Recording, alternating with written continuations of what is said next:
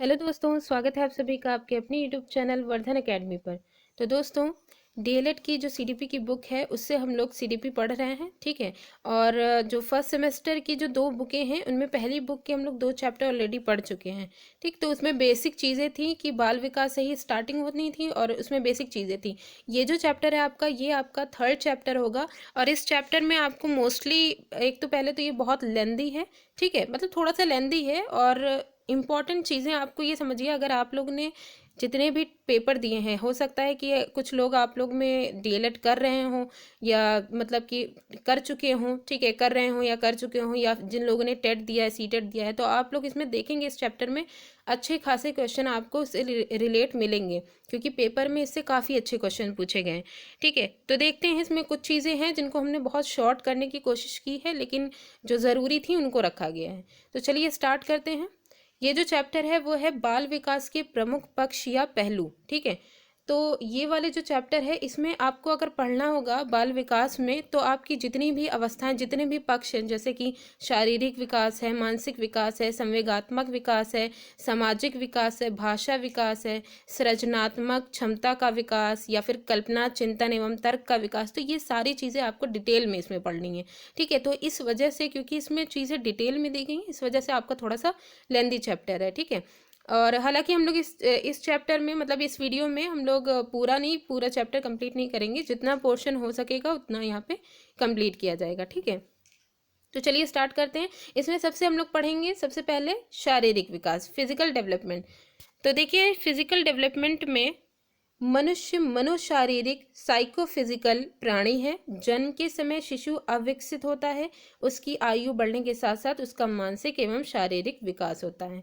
तो ये कहा गया है, शारीरिक विकास के अंतर्गत ये कहा जा रहा है कि जो मनुष्य होता है वो मनोशारीरिक, क्योंकि इसमें मन, मस्तिष्क और शरीर दोनों की ही यहाँ पे बात की जाती है, इस वजह से मनोशारीरिक प्राणी है, ठीक है। तो जन्म के समय में अगर जब इसकी स्टार्टिंग होती है तो वो अविकसित होता है, उसकी सारी चीज़ें डेवलपमेंट पे होती हैं, ठीक है। धीरे धीरे एज के साथ साथ सारी चीज़ें डेवलप होती हैं। तो देखिए, सबसे पहले यहाँ पे एक मनोवैज्ञानिक आए हैं, जो है सोरेनसन। इनके अनुसार क्या है, हाँ, इस चैप्टर में जो डेफिनेशन है आपको यहाँ पे संवेगात्मक विकास जब आएगा, मानसिक विकास जब आएगा, तो इसमें जो डेफिनेशन आएगी उसको नोट डाउन जरूर करिएगा, बहुत इंपॉर्टेंट डेफिनेशन है, ठीक है। तो देखिए, सोरेनसन के अनुसार नवजात शिशु का शरीर तब तक अभिवृद्धि तथा विकास करता है जब तक ये एक वयस्क शरीर नहीं हो जाता। यानी नवजात शिशु जब जन्म लेता है उसके बाद से लेकर के जब तक कि वो वयस्क नहीं हो जाता, ठीक है, तब तक कि उसका किसी न किसी रूप में उसका विकास होता रहता है। तो अब हम लोग देखेंगे कि यहाँ पे जो शारीरिक विकास है वो हर एक स्टेज में, शैशवावस्था में शारीरिक विकास कैसे हुआ, बाल्यावस्था में कैसे हुआ, ठीक है, किशोरावस्था में कैसे हुआ, तो ये तीनों ही जो इंपॉर्टेंट अवस्थाएं कही जाती हैं, तो तीनों में हम लोग देखेंगे कि शारीरिक विकास में क्या क्या बदलाव देखने को मिलते हैं, ठीक है। तो सबसे पहले है शैशवावस्था में शारीरिक विकास। तो इसमें देखिए, शिशु का शारीरिक विकास जन्म के पूर्व गर्भावस्था से ही शुरू हो जाता है। यह 2 चरणों में होता है, क्योंकि जो शिशु होता है वो गर्भावस्था में ही उसका जो है विकास स्टार्ट हो जाता है, उसकी इंटरनल ऑर्गन जो है बनने लग जाते हैं, ठीक है, उसके हाथ पैर की बनावट। तो ओवरऑल देखें तो गर्भावस्था में ही उसका जो है विकास स्टार्ट हो चुका होता है, ठीक है। अब इसको 2 चरणों में डिवाइड किया गया। तो पहला यहाँ पे है कि जन्म से 3 वर्ष की आयु तक शारीरिक विकास। एक तो जन्म से 3 वर्ष की आयु तक, उसके बाद फिर 3 वर्ष से 6 वर्ष की आयु तक है, ठीक है। तो देखिए, जन्म से 3 वर्ष की आयु तक शारीरिक विकास तेजी से होता है। लड़कियों की मांसपेशियां लड़कों की तुलना में पहले विकसित हो जाती हैं। जब शारीरिक विकास की बात करते हैं तो जो लड़कियों की मांसपेशियां होती हैं, क्योंकि जो प्यूबर्टिक एज भी कही जाती है, लड़कियों की पहले आ जाती है, लड़कों की बाद में आती है। उसके बाद जो ग्रोथ होती है, ठीक है, शारीरिक जो वृद्धि होती है, वो अगर देखा जाए तो लड़कियों की जल्दी तो स्टार्ट होती है, लेकिन फिर कुछ ही समय तक की रहती है, और लड़कों की काफ़ी लंबी तक भी जाती है। तो यहाँ पे मेनली हमें जो ध्यान देना है कि मांसपेशियों का जो विकास है वो लड़कियों में पहले हो जाता है, ठीक है। इसके बाद देखिए, शारीरिक विकास मानव जीवन का सर्वाधिक महत्वपूर्ण पक्ष है। बालक के शारीरिक विकास का भावी जीवन और शिक्षा से गहरा संबंध है, अतः इस पर जन्म से ही ध्यान देना चाहिए। मतलब हम ये कह सकते हैं कि शारीरिक विकास एक ऐसा विकास है जो हर किसी, जितने भी विकास अभी आप आगे पढ़ेंगे, हर किसी को प्रभावित करेगा ये, ठीक है। तो इस वजह से ये जो विकास है ये भावी जीवन और शिक्षा का इसमें जो है बहुत इंपॉर्टेंट ये मतलब कि यहाँ पे संबंध आता है। चाहे वो शिक्षा जो है माता पिता की शिक्षा हो, क्योंकि शारीरिक विकास अगर करना है तो कैसे कैसे हर एक स्टेप के बारे में पता होना ज़रूरी है। तो वही है कि इससे रिलेटेड जो शिक्षा है उसका भी, उसकी जानकारी भी ज़रूरी है, तो उसका भी एक गहरा संबंध है इससे, ठीक है। इसलिए जन्म से ही इस पर ध्यान देना चाहिए। अब जो शारीरिक विकास में शैशवावस्था में जो जो चेंजेस आते हैं उसे हम लोग, ये जो सारणी है इसके अकॉर्डिंग हम लोग एक बार देख लेंगे, क्योंकि इसमें काफ़ी लेंदी दिया गया है, इस वजह से हम लोग इसमें शॉर्ट में देख लेंगे, ठीक है। शैशवावस्था की बात की गई कि इसको दो भागों में विभाजित किया गया। एक तो है जन्म से 3 वर्ष की आयु तक, दूसरा है 3 से 6 वर्ष की आयु तक। तो जो जन्म से 3 वर्ष की आयु होती है यही सबसे इंपॉर्टेंट होती है, तो इसी वजह से इसी को ही यहाँ पे डिवाइड किया गया। जैसे सबसे पहले हम लोग पढ़ते हैं कि जब जो शिशु होता है उसके जो आकार होता है, शरीर का जो आकार होता है उसमें क्या क्या बदलाव आते हैं। तो जन्म के समय जब वो जन्म का समय जब होता है तो उस वक्त उसकी जो लंबाई होती है वो 20 इंच होती है। फिर पहले साल में 27 से 28 इंच तक पहुंच जाती है, द्वितीय वर्ष में 31 से 33 इंच तक, और छठे वर्ष में 40 से 44 इंच तक। ये इसके आकार में जो इसकी लंबाई है उसमें क्या क्या चेंजेस आए जन्म से लेकर के 6 वर्ष तक के, ठीक है। इसके बाद आता है भार। भार में जब नवजात शिशु जो पैदा हुआ, जन्म जब लेता है तब उसका जो भार होता है वो 6 पाउंड तक के होता है, ठीक है। और प्रथम 6 माह में उसका ये 6 पाउंड का 2 गुना हो जाता है, 1 वर्ष में 3 गुना हो जाता है, और 3 वर्ष में 20 से 25 पाउंड तक के हो जाता है, और लास्ट में 6 वर्ष में 40 पाउंड तक के पहुंचता है। देखिए यहाँ पे ये जो शैशवावस्था में जो शारीरिक विकास के एक एक स्टेप यहाँ पे दिखाए जा रहे हैं, इसमें कुछ ऐसे हैं जो पॉइंट से ही डायरेक्ट पूछ लिए जाते हैं। अब जैसे ये भार है, फिर उसके बाद मांसपेशियां हैं। मांसपेशियों में 6 वर्ष की आयु तक मांसपेशियों में लचीलापन होता है। ये जो लचीलापन है इसकी बात की जाएगी, क्योंकि देखिए जो शैशवावस्था में बालकों का शारीरिक विकास होता है उसमें जो बालकों की जो मांसपेशियां होती हैं वो लचीली होती हैं। जैसे जैसे एज बढ़ती जाएगी वैसे वैसे इसमें दृढ़ता आती जाएगी। तो हम अभी आगे देखेंगे कि जो है बाल्यावस्था और किशोरावस्था में मांसपेशियों पर क्या इफेक्ट पड़ रहा है। इसके बाद दांत, देखिए दांत भी यहाँ पे इंपॉर्टेंट है। जन्म से 7 महीने के बाद, जब जन्म से 7 महीने का टाइमिंग हो जाती है तो उसके बाद दांत निकलना आरंभ हो जाते हैं, और ये जो दांत होते हैं वो अस्थायी होते हैं, यानी दूध के जो दांत होते हैं वो होते हैं, ठीक है। इसके बाद होता है 4 वर्ष तक के दूध के सभी जितने भी दांत होते हैं, मतलब कह सकते हैं 7 महीने से लेकर के 4 वर्ष तक के सारे दूध के दांत निकल आते हैं। इसके बाद होती है ये हड्डियों की बात की जा रही है, ठीक है। हड्डियों में कहा गया है नवजात शिशु की जो हड्डियां होती हैं वो छोटी मुलायम होती हैं, ठीक है, सॉफ्ट होती हैं। नवजात शिशु की जो हड्डियां होती हैं इनकी जो संख्या होती है वो 207 होती है। ये बहुत इंपॉर्टेंट है, ये अक्सर पूछा भी जाता है कि जब नवजात शिशु होता है तो उसके शरीर में हड्डियों की संख्या कितनी होती है, तो 207 होती है, ठीक है। अच्छा, यहाँ पे एक टर्म बोला गया है अस्थिकरण। अच्छा, तो यहाँ पे देखिए, यहाँ पे ये कहा जा रहा है हड्डियों में कि अस्थिकरण की बात की जा रही है, ऑस्टिफिकेशन। तो इसमें ये बोला गया है कि लड़कियों का जो अस्थिकरण होता है वो लड़कों से जल्दी हो जाता है, ठीक है। तो मतलब कि लड़कों से ये पहले हो जाता है। अच्छा, यहाँ पे अस्थिकरण क्या है, जैसे कैल्शियम और फास्फोरस, ये दो और इसके साथ साथ कुछ अन्य खनिज जो होते हैं ये क्या करते हैं, हड्डियों को मजबूत करते हैं, ठीक है। तो यही जो हड्डियों को मजबूत करने की जो प्रोसेस होती है वही अस्थिकरण कहलाती है। तो इनमें लड़कियों में जो अस्थिकरण होता है वो लड़कों से शीघ्र, इससे पहले हो जाता है। अब इसमें देखिए यहाँ पे मस्तिष्क का, सिर व मस्तिष्क की बात की जा रही है। तो ये बहुत इंपॉर्टेंट है क्योंकि ये अक्सर पूछा जाता है कि सिर व मस्तिष्क का जो भार होता है वो शैशवावस्था में जन्म के समय बच्चे का कितना होता है, 350 ग्राम होता है, और 6 वर्ष की उम्र तक के ये 1260 ग्राम तक के हो जाता है, ठीक है। तो ये जो इंपॉर्टेंट था वो हमने बता दिया। अब इसके बाद देखिए बाल्यावस्था। बाल्यावस्था में शारीरिक विकास में जो हम पढ़ेंगे तो इसमें देखिए बाल्यावस्था में 6 से 9 वर्ष तक शारीरिक विकास तेजी से होता है, और उसके बाद 9 से 12 तक ये दृढ़ता को प्राप्त करता है, ठीक है। यानी कि जो भी विकास होगा बाल्यावस्था में 6 से 9 वर्ष तक के हो जाएगा। फिर 9 से 12 वर्ष तक की जो मतलब कि एज होगी उसमें कोई डेवलपमेंट नहीं होगा, बस जो भी बना है वो मजबूत होता जाएगा, दृढ़ होता जाएगा, ठीक है। तो अब यहाँ पे इसमें भी वही सारे पॉइंट्स हैं तो देखिए जैसे भार है, भार में 12 वर्ष के अंत तक के 80 से 9 पाउंड तक की भार हो जाता है शिशु का, बालक का। ठीक है, वजन जो होता है वो लड़कियों का वजन लड़कों के अकॉर्डिंग ज़्यादा होता है। आकार में है, लंबाई मंद गति से वृद्धि होती है, लंबाई में इतनी ज़्यादा वृद्धि नहीं होती बाल्यावस्था में। ठीक है, लंबाई पर वंशानुक्रम का प्रभाव पड़ता है, माता पिता के जो गुण हैं उनके आधार पर उसका भी इफेक्ट पड़ता है। हड्डियों में देखिए, आरंभ के 4 से 5 वर्ष तक हड्डियों में वृद्धि होती है, उसके बाद 10 से 12 साल की जो उम्र होती है उसमें आस्थीकरण आने लग जाता है, फिर वह दृढ़ता आने लग जाती है, मजबूती आने लग जाती है। इसके बाद है मांसपेशियां। बालक की मांसपेशियों का भार 8 वर्ष की उम्र तक के 27% तक हो जाता है। ठीक है, सिर व मस्तिष्क की बात की जा रही है, तो यहाँ पे देखिए बाल्यावस्था में मस्तिष्क का आकार व भार की दृष्टि से लगभग पूर्ण विकास हो जाता है। ये बहुत इंपॉर्टेंट बात है कि जो बाल्यावस्था होती है इसमें जो अगर मस्तिष्क के आकार और भार की बात करें तो यहाँ तक के जो है ये इसका जितना भी डेवलपमेंट होता है वो पूर्ण पूर्ण विकास मतलब यहाँ तक हो जाता है। ठीक है, और जो बाकी का बचेगा जो कुछ भी, ठीक है, वो किशोरावस्था में इसमें कंप्लीट हो जाएगा। इसके बाद देखिए फिर आता है दांत। दांत में कहा गया है कि 12 से 13 वर्ष तक स्थायी दांत जो होते हैं वो निकल आते हैं। दांतों की संख्या जो होती है, यहाँ पे देखिए जो शैशवावस्था में क्या था, अस्थायी दांत थे, अब यहाँ कह रहे हैं 12 से 13 वर्ष तक के सारे जो अस्थायी दांत होते हैं, दूध के दांत, वो गिर जाते हैं और स्थायी दांत जितने भी होते हैं वो कंप्लीट हो जाते हैं। इनकी संख्या देखिए 27 से 28 होती है। ठीक है, टोटल जो दांत होते हैं 32 होते हैं, लेकिन जो स्थायी दांत पूरे बालक में निकल आते हैं वो 27 से 28 होते हैं। फिर है शारीरिक गति का नियंत्रण। हाँ, बाल्यावस्था में जो बालक होते हैं वो अपनी शरीर को बैलेंस कर मतलब पूरी तरीके से अपने शरीर को बैलेंस कर लेते हैं। ठीक है, तो इसमें जो है शारीरिक गति जो है उस पर भी पूरी तरीके से नियंत्रण हो जाता है।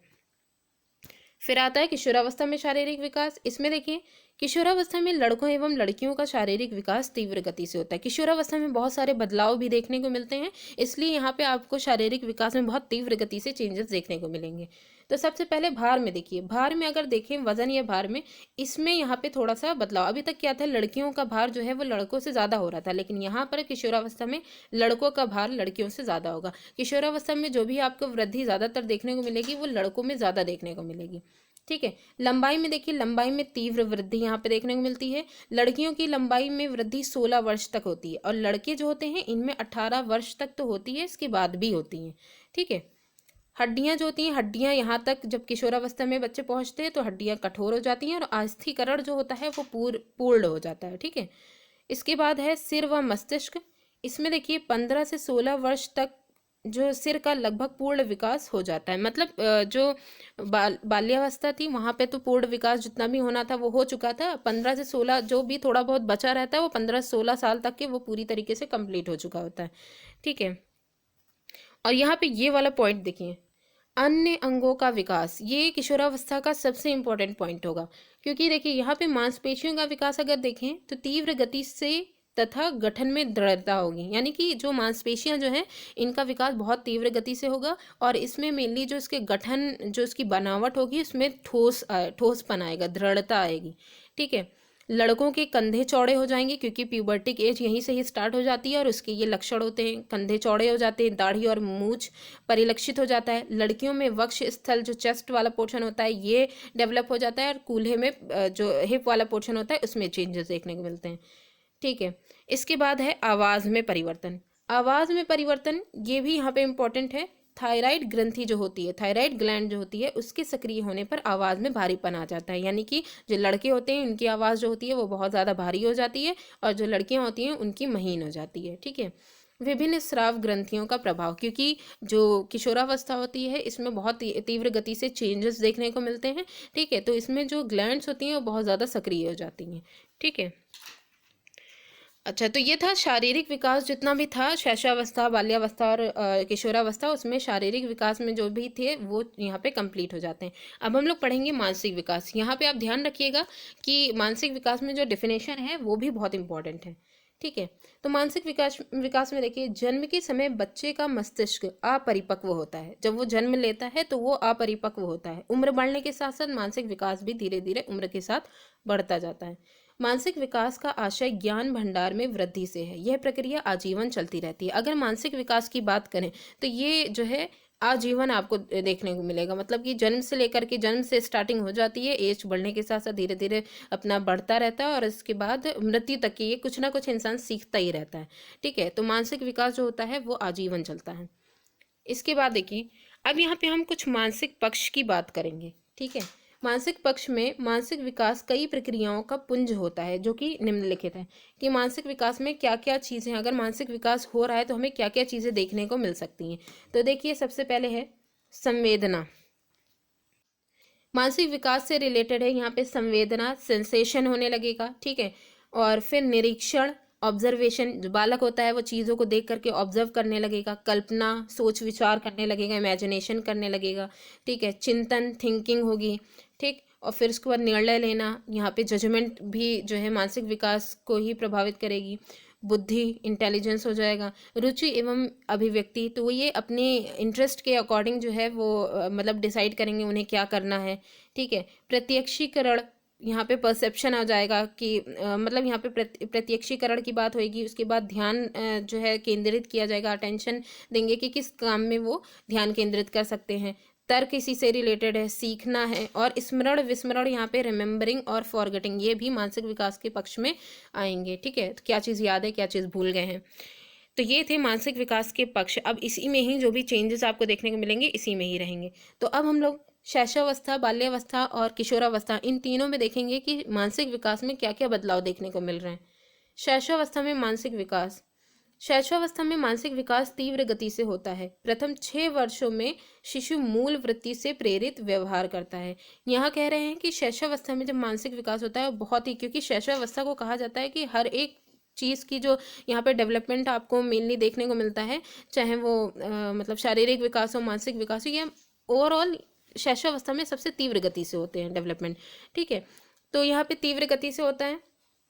जो प्रथम 6 वर्ष होते हैं उसमें जो शिशु का जो व्यवहार होता है वो उसकी मूल प्रवृत्ति जो होती है उसके आधार पर होता है। अब मूल प्रवृत्ति में क्या है, जैसे शिशु का देखना, सुनना, स्पर्श, स्वाद, सूंघने से संबंधित ये सब विकास होता रहता है। ठीक है, शैशवावस्था में मानसिक विकास की क्या क्या विशेषताएं हैं।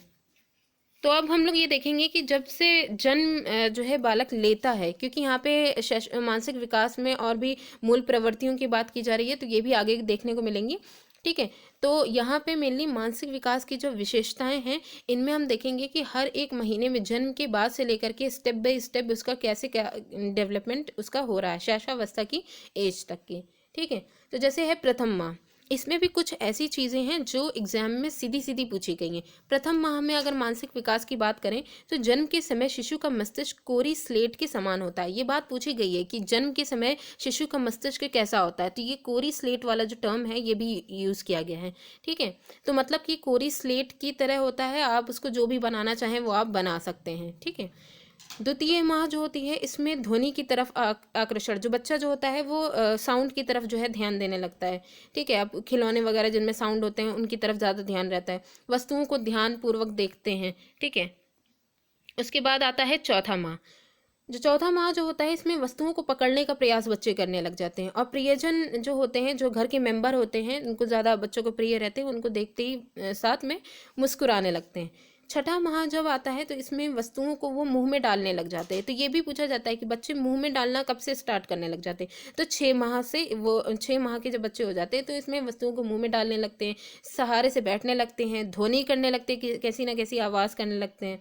ठीक है, 8वां माह जब होता है तो इसमें हाथ से खिलौने को छीनने पर, जैसे उनके पास जो भी खिलौना वगैरह है उससे अगर कोई छीन लेता है तो वो फौरन से रोने लग जाते हैं, और घुटने के बल जो है यहाँ से चलना स्टार्ट हो जाते हैं 8वें महीने से। ठीक है, उसके बाद है 10वां महीना। इसमें क्या है, अपने वातावरण को पहचानने लग जाते हैं कि किस जगह वो हैं, किसी रूम में हैं या छत में हैं या कहाँ हैं, कौन उनके आसपास है, तो अपने वातावरण को ये पहचानने लगते हैं 10वें महीने में। वस्तुओं को छूना, तोड़ने फोड़ने में रुचि रखने लगते हैं। आपने काफ़ी देखा होगा कि 10वें महीने के जो बच्चे होते हैं इनमें काफ़ी ज़्यादा जो है मतलब वस्तुओं को चिड़चिड़ाते बहुत हैं और वस्तुओं को तोड़ते हैं। ठीक है, उनको तोड़ने में बड़ा मज़ा आता है, अगर कॉपी वगैरह कहीं मिल जाए तो उसको फाड़ देंगे, पेज वगैरह। ठीक है, तो इस तरह से रहता है। फिर इसके बाद है प्रथम वर्ष। प्रथम वर्ष में छोटे छोटे शब्द अब ये बोलने लग जाते हैं। ये भी बहुत पूछा जाता है कि बच्चे छोटे छोटे शब्द जैसे कि मामा पापा, इस तरीके से जो वर्ड छोटे छोटे जो है जो बोलने लग जाते हैं, ये किस एज में? तो प्रथम वर्ष के जब 1 साल के हो जाते हैं तब धीरे धीरे चलने और अनुकरण करने लग जाते हैं। जैसे किसी का रिपीटेशन करने लग जाएंगे, अगर किसी ने कुछ बोला हो तो उसको बोलने के प्रयास करने लगते हैं। ठीक है, धीरे धीरे मतलब चलने की भी स्टार्टिंग यहाँ से हो जाती है। द्वितीय वर्ष की जब होते हैं तो 2-3 शब्दों के वाक्यों को बोलने लग जाते हैं। जैसे कि जो है मतलब मम्मा आओ, जो है मेरे साथ, मतलब छोटे छोटे वर्ड नहीं ये, मम्मा आओ, इस तरीके से जो है बोलने लग जाते हैं। फिर है शरीर के कुछ अंगों को संकेत द्वारा बताते हैं। जैसे अगर पेरेंट्स पूछते हैं कि तुम्हारी नाक कहाँ है, बोलते नहीं है लेकिन इशारों से वो बताते हैं कि अपनी नाक को छू करके बताएंगे, आंखों को छू करके बताएंगे। तो इस तरीके से शरीर के कुछ अंगों को वो संकेत के द्वारा वो बताते हैं। ठीक है, फिर आते हैं तृतीय वर्ष। तृतीय वर्ष में संख्याओं को दोहराना। ठीक है, अब जैसे जब 3 साल के बच्चे हो जाते हैं तो उनको अगर नंबर वगैरह जो होता है इसको रिपीट करने लग जाते हैं। ठीक है, वस्तुओं को सही स्थान पर रखते हैं। जैसे अगर उनसे कहा गया कि बॉटल उठा करके जिस भी जगह पे बताया गया कि वहाँ रखिए, तो एग्जैक्ट उसी जगह ले जा करके रखते हैं। पत्रिकाओं में छपे चित्रों को पहचानना। अगर कोई बुक है, ठीक है, कोई आर्ट बुक है या कुछ भी है, इसमें फ्रूट्स बने हुए हैं, तो उनको अगर हम दिखाएंगे फ्रूट्स को, ठीक है, तो वो पहचानने लग जाएंगे कि वो एप्पल का ही जो है वो चित्र बना हुआ है। ठीक, तो इस तरीके से हो जाएगा। फिर उसके बाद चौथे वर्ष में जब ये आते हैं तो 4 से 5 तक गिनती को गिन लेते हैं। छोटी बड़ी रेखा में ये अंतर समझना स्टार्ट करने लग जाते हैं। तो ये इनका डेवलपमेंट धीरे धीरे बढ़ रहा है। वस्तुओं को क्रम में रखना, यहाँ पे चौथे साल में जो है ये अपना काम करने लगते हैं कि वस्तु को अपने क्रम में रखें। ठीक है, और 5वें वर्ष में मेनली सबसे इंपॉर्टेंट है ज्ञानेंद्रियों का विकास हो जाता है। ठीक है, मतलब क्या वो देख रहे हैं, क्या सुन रहे हैं, ये मतलब जितनी भी ज्ञानेंद्रियां, सेंसेशन जितने भी होंगे, उनका विकास यहाँ पे हो जाएगा, ज्ञानेंद्रियों का विकास हो जाएगा 5वें वर्ष में। ठीक है, तो ये हो गया शैशवावस्था में जो मानसिक विकास था उसकी बात हो गई। अब हम देखेंगे बाल्यावस्था में मानसिक विकास।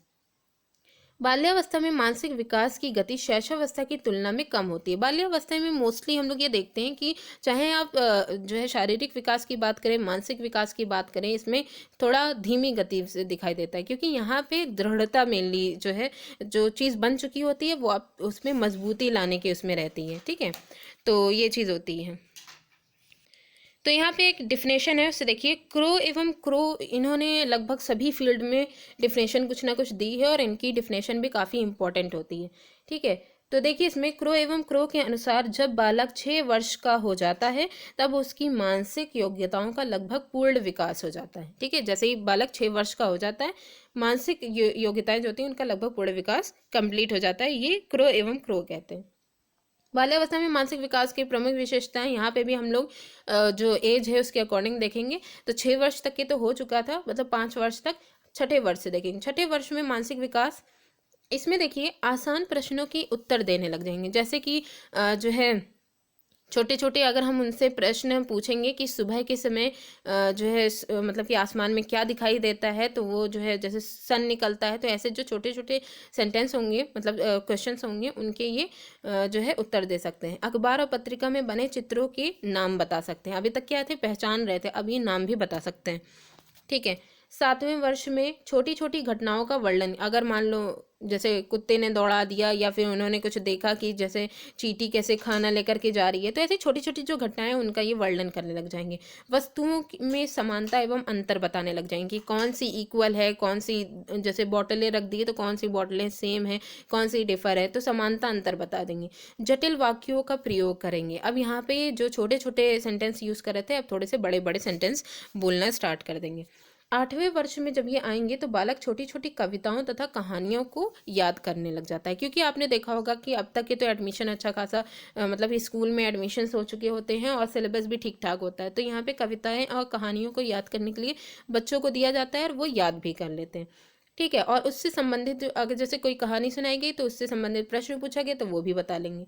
9वें वर्ष में क्या होता है कि समय, दिन, तारीख, वर्ष आदि को बता पाना और रुपए पैसे गिन पाना। मतलब कि यहाँ पे जब 9 साल के बच्चे हो जाते हैं बालक, तो वो समय, दिन, तारीख, वर्ष, इन सब को भी बता लेते हैं। रुपए पैसे अगर उनको दिए जाएं कि कितने रुपए उनके पास हैं, तो इसे भी वो काउंट कर लेते हैं। ठीक है, 10 वर्ष के जब होते हैं तो द्रुत गति से बोल लेना। तो यहाँ पे क्या है, बहुत तेज, अब जो सेंटेंसेस वो यूज़ करते हैं वो बहुत तीव्र गति से जल्दी जल्दी बोल लेते हैं, ठीक है, बहुत ही क्लियर बोल लेते हैं।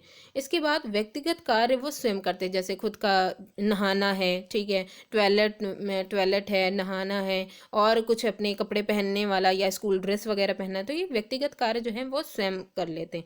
नियमित दिनचर्या का ज्ञान होता है, उन्हें पता होता है कि ब्रेकफास्ट जो है वो मॉर्निंग में हमें चाय पीनी है, ब्रेकफास्ट करना है, उसके बाद लंच के टाइम में हमें लंच करना है। तो ये भी नियमित जो दिनचर्या, खासकर उन्हें कब खेलने जाना है इसका भी उन्हें ध्यान रहता है। इसके बाद है 11वें वर्ष में, इसमें बालक में तर्क, जिज्ञासा, निरीक्षण शक्ति का विकास हो जाता है। अब यहाँ पे वो तर्क वितर्क करने लग जाते हैं, उन्हें क्यूरियोसिटी रहती है कि कोई चीज़ अगर हो रही है तो वो कैसे हो रही है, ठीक है, तो मतलब हर चीज़ को वो पूछने लग जाते हैं। भिन्न भिन्न वस्तुओं में वो तुलना करने लग जाते हैं, ठीक है, तो यहाँ पे तुलना भी करने लग जाते हैं। इसके बाद है 12वें वर्ष में, जब वो पहुँचते हैं, यहाँ तक के बाल्यावस्था का एंड होता है, तो बालक में तर्क और समस्या समाधान की योग्यता का विकास हो जाता है। अब वो तर्क वितर्क करते हैं, उनके सामने अगर कोई प्रॉब्लम आती है तो उसका सोल्यूशन भी वो निकाल लेते हैं, ठीक है।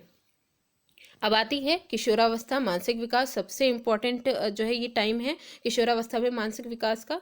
इसमें देखिए, किशोरावस्था में शारीरिक परिवर्तन की भांति मानसिक परिवर्तन भी बहुत तीव्र गति से होता है। बस खाली बीच की बाल्यावस्था जो होती है इसमें थोड़ी सी स्पीड कम हो जाती है, नहीं तो शैशवावस्था में बहुत तीव्र गति से होता है, और किशोरावस्था में बदलाव बहुत तेज होते हैं, ठीक है। तो यहाँ पे आते हैं वुडवर्थ। उनके अनुसार मानसिक विकास 15 से 20 वर्ष की आयु में अपनी उच्चतम सीमा तक पहुंच जाता है। 15 से 20 वर्ष की जो आयु होती है, यहाँ तक के जो मानसिक विकास जो होता है, मतलब कि जो भी इसमें अभी हम लोग ने जो मानसिक पक्ष देखे उनमें जितनी भी ज़्यादा इम्प्रूवमेंट होती है वो सारी चीज़ें उच्चतम सीमा तक के पहुँच चुकी होती हैं, ठीक है। तो अब देखिए, किशोरावस्था में मानसिक विकास की विशेषताएं क्या क्या हो सकती हैं। सबसे पहले मानसिक योग्यताओं की बात करेंगे, ठीक है।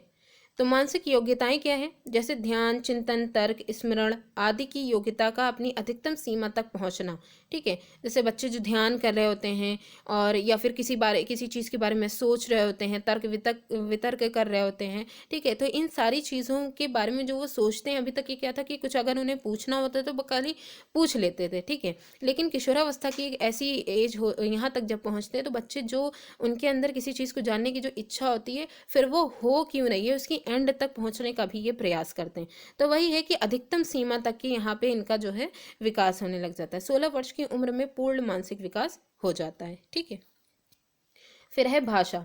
अब भाषा में क्या है, शब्द भंडार विस्तृत होता है, ठीक है। बालकों का शब्द भंडार यहाँ क्योंकि बड़ी बड़ी स्टोरीज हैं, एस्से हैं, ये सारी चीज़ें बालक लिख लेते हैं, ठीक है। कहानी, उपन्यास, पत्रिकाओं में भी रुचि होने लग जाती है, कहानी पढ़ना, ठीक है, जो पत्रिका वगैरह जो होती हैं उनमें काफ़ी इंटरेस्ट, स्टोरीज़ को पढ़ने में काफ़ी इंटरेस्ट आता है।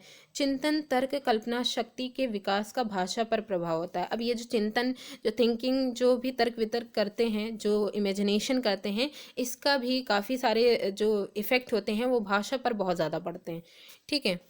इसके बाद आती है कल्पना शक्ति। अब कल्पना शक्ति यहाँ पे बहुत इंपॉर्टेंट है, क्योंकि देखिए, कल्पना शक्ति की अधिकता के कारण ही जो दिवा स्वप्न किशोरावस्था की एक इम्पॉर्टेंट टर्म कही जाती है, दिवा स्वप्न देखने की प्रवृत्ति जागृत हो जाती है। किसकी वजह से, कल्पना शक्ति की वजह से। यहाँ पे कल्पना शक्ति बहुत ज़्यादा स्ट्रांग रहती है। किशोर किशोरियों के द्वारा कल्पना का प्रयोग करके वो संगीत गाने लगते हैं, अपने मन में ही जो है संगीत में बहुत सारी इमेजिनेशन कर लेते हैं, कहीं अच्छी अच्छी प्लेसेस की, ठीक है। तो ये सब संगीत है, साहित्य उसी बेस पे लिखते हैं। कलात्मक कार्य आपने देखा होगा, कई सारी खूबसूरत पेंटिंग्स वगैरह हैं या कोई डिज़ाइन वगैरह है, ठीक है, तो ये सब बनाने लगते हैं। तो कलात्मक और रचनात्मक जो कार्य होते हैं इनमें विकास होने लग जाता है, ठीक है। तो ये कल्पना शक्ति जो होती है वो एक तरीके से काफ़ी जो है हेल्पफुल भी होती है, ठीक है। फिर यहाँ देखिए, रुचियों का विकास। रुचियों के विकास में किशोरावस्था में रुचियों का बहुत बहुमुखी विकास होता है। मतलब जो इंटरेस्ट होता है वो हर तरफ, माइंड इतना ज़्यादा भागता है कि लगभग हर तरफ जो है, जो बच्चा होता है, ठीक है, वो अपना इंटरेस्ट उसका जगता जाता है, ठीक है। सीखने की क्षमता का विकास, जिज्ञासा की प्रबलता। अब यहाँ पे जो जिज्ञासा आती है वो सिर्फ क्वेश्चन पूछने तक की नहीं रहती है, बल्कि यहाँ पे क्या होता है कि क्वेश्चन अगर उन्होंने किसी कोई चीज़ उनके माइंड में अगर खटक रही है, ठीक है, जैसे मान लीजिए कि उन्होंने मार्स प्लैनेट की या प्लैनेट्स के बारे में अगर उन्होंने पूछा कि ये जो स्टार्स वगैरह होते हैं ये कैसे दिखाई देते हैं, तो उन्होंने क्वेश्चन अगर मान लीजिए पूछा है तो उसके एंड तक भी पहुँचेंगे कि अगर ये है तो ऐसा क्यों है। ठीक है, तो वही है कि जिज्ञासा की यहाँ पे प्रबलता होती है। ठीक है, तो ये दो विकास जो थे वो यहाँ पे तो इम्पोर्टेंटली कंप्लीट हो गए। अब जो सबसे इम्पोर्टेंट पार्ट है वो है संवेगात्मक विकास का।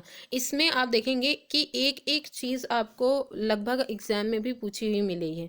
ठीक है, तो देखिए संवेगात्मक विकास जो होता है इसमें मानव जीवन में प्रेम, क्रोध, भय, घृणा, हर्ष आदि का अनुभव होता रहता है। इन्हें ही हम क्या कहते हैं, संवेग कहते हैं। तो ये जो प्रेम है, जो फीलिंग्स होती हैं प्रेम के फॉर्म में, क्रोध के फॉर्म में, भय, घृणा, हर्ष के फॉर्म में, तो ये सब क्या कहलाते हैं, इमोशंस या संवेग कहलाते हैं। ठीक है, मानव व्यक्तित्व के निर्माण में संवेगों का महत्वपूर्ण स्थान है।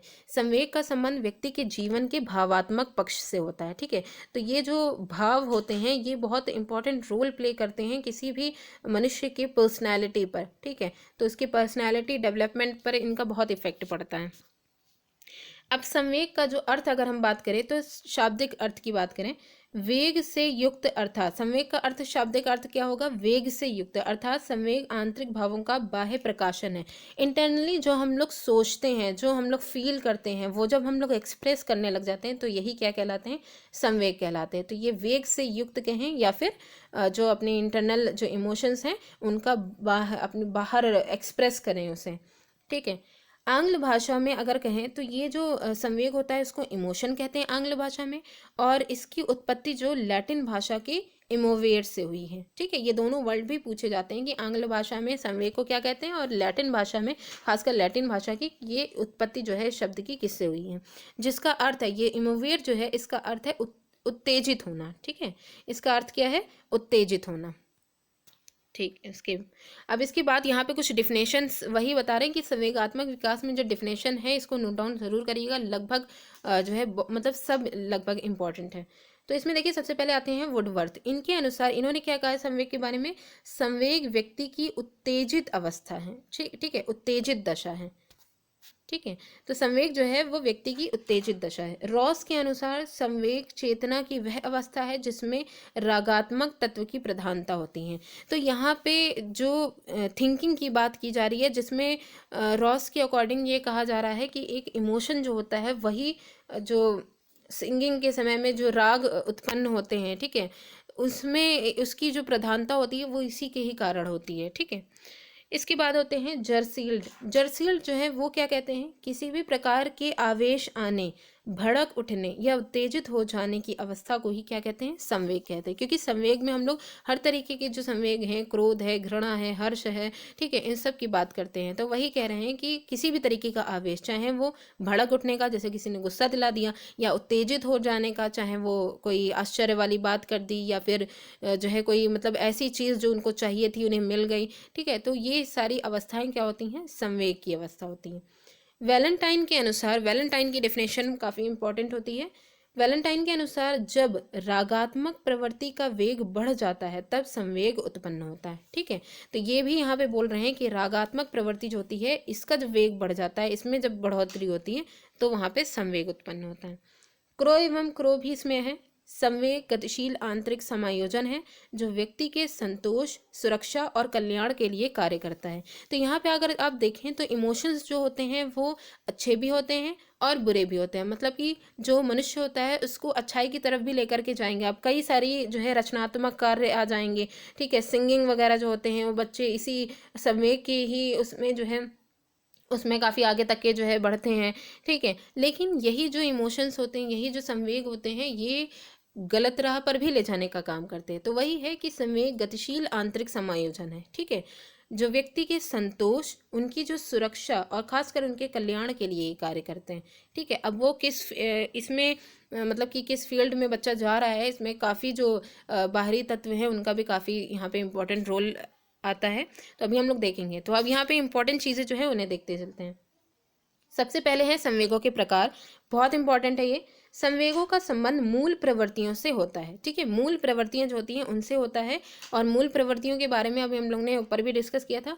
मैकडूगल ने मूल प्रवृत्तियां 14 बताई हैं, जो कि इस प्रकार हैं। अभी का जो टेट का पेपर हुआ था उसमें तो ये सीधा सीधा पूछा गया था, 2 क्वेश्चन पूछे गए थे कि मूल प्रवृत्तियों के बारे में किसने बोला है, मैकडूगल ने बोला है। दूसरा, मैकडूगल ने कितनी मूल प्रवृत्तियां दी गई हैं, तो इन्होंने 14 मूल प्रवृत्तियों के बारे में बताया है। ठीक है, तो इस तरीके से ही क्वेश्चन आते हैं। तो अब यहाँ पे देखिए मूल प्रवृत्तियां जो मैकडूगल ने बताई हैं वो क्या क्या हैं। तो ये एक संवेग के संवेगात्मक विकास में क्या क्या चीज़ें हमें मेनली देखने को मिलती हैं कि अगर किसी के अंदर संवेगात्मक डेवलपमेंट हो रहा है, ठीक है, तो इमोशनल डेवलपमेंट मतलब हो रहा है, तो वो उसमें क्या क्या चीज़ें वो एक्सप्रेस करेगा। तो सबसे पहले भय उसमें देखने को मिलेगा, क्रोध दिखेगा, घृणा दिखेगी, वात्सल्य दिखेगा, अफेक्शन, करुणा, डिस्ट्रेस, ठीक है, कामुकता यहाँ पे दिखेगी कि इंटरेस्ट होगा, मतलब कि जो अदर जो जेंडर होते हैं उनमें। ठीक है, आत्महीनता, कभी कभी कुछ ऐसी सिचुएशन हो जाती है कि बच्चे अपने से ही घृणा करने लग जाते हैं। आत्म अभिमान, कुछ कभी कभी ऐसी कुछ सिचुएशंस आ जाती हैं कि खुद में सेल्फ कॉन्फिडेंट हो जाते हैं। एकाकीपन, कुछ बच्चे ऐसे होते हैं जो अकेले रहना पसंद करते हैं, उनमें निराशा भर जाती है, या जो भी मतलब वो अकेले रहना पसंद करते हैं। भूख भी इसी के अंतर्गत आती है। ठीक है, अधिकार, मतलब भूख पे इफेक्ट आप ऐसे कह सकते हैं कि जैसे कोई भय हो गया, मतलब कि डर लगा, तो आप देखेंगे कि अगर आपको डर लगता है तो क्या होता है, भूख लगना बंद हो जाती है। ठीक है, तो ये भी एक तरीके से इफेक्ट डालता है। अधिकार की कोई भी चीज़, अगर आपकी वस्तु है या कोई भी चीज़ है तो उस पर, या कोई इंसान है, ठीक है, तो इस पर आप अधिकार समझते हैं। कृति भाव, क्रिएटिवनेस मेनली यहाँ पे बहुत, ये जो क्रिएटिवनेस है ये तो मूल प्रवृत्तियों में संवेग का इस पर बहुत ज़्यादा इफेक्ट पड़ता है। फिर यहाँ पे आमोद, अम्यूज़मेंट की बात की जाती है। ठीक है, अम्यूज़मेंट भी एक तरीके से प्रशंसा या जो नहीं हर्ष की तरफ होती है। जैसे जैसे आप कोई स्मेल कर रहे हैं, कोई सुगंध जो आपको मतलब अच्छा फील कराए, तो ये आमोद हो जाएगा। आश्चर्य, तो ये सब जो है ये 14 मूल प्रवृत्तियां हैं मैकडूगल के द्वारा दी गई। ठीक है, मनुष्यों में कुछ ऐसे संवेग पाए जाते हैं जो नैसर्गिक होते हैं, जैसे भय, क्रोध, आश्चर्य। मतलब कहने का है कि ये जो नैसर्गिक अगर संवेग की बात करें तो ये आप में पहले से ही मौजूद रहते हैं। ठीक है, मतलब कि स्टार्टिंग से ही रहते हैं। आप बच्चे का भी अगर आप देखें तो बच्चे को अगर आप डांट दें तो तुरंत, जबकि बच्चे में मूल प्रवृत्तियां वो तो स्टार्टिंग होती है ना, वो अभी उसको कुछ पता तो होता नहीं, कोई सिखा तो रहा नहीं होता है, तो उसमें पहले से ही मौजूद रहती है कि अगर कोई डांट दिया तो वो डर गया, चौंक जाता है वो अचानक से। फिर आप अगर मान लीजिए कोई चीज़ उससे छीन लेते हैं तो उसमें गुस्सा दिखाने लग जाता है। आश्चर्य, ये आश्चर्य वगैरह भी कुछ चीज़ें ऐसी होती हैं कि अचानक से कोई चीज़ देख लें जिसकी एक्सपेक्टेशन नहीं है।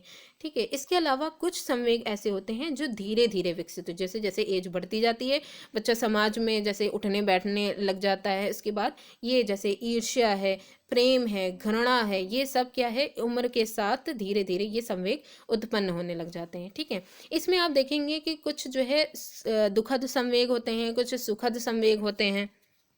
तो दुखद या सुखद की अगर बात करें तो सुखद संवेग ऐसे होंगे जिनसे हमें सुख मिलेगा, संतोष मिलेगा, जैसे आप प्रेम, स्नेह, मित्रता, तो इन सब से क्या होती है, अच्छी फीलिंग आती है। और दुखद संवेग ऐसे होंगे जिनसे आपको दुख मिलेगा, जाहिर है, जैसे भय है, घृणा है, क्रोध है, तो ये सारी चीज़ें जो होती हैं ऐसे संवेग वो दुख, मतलब दुख की फीलिंग कराते हैं।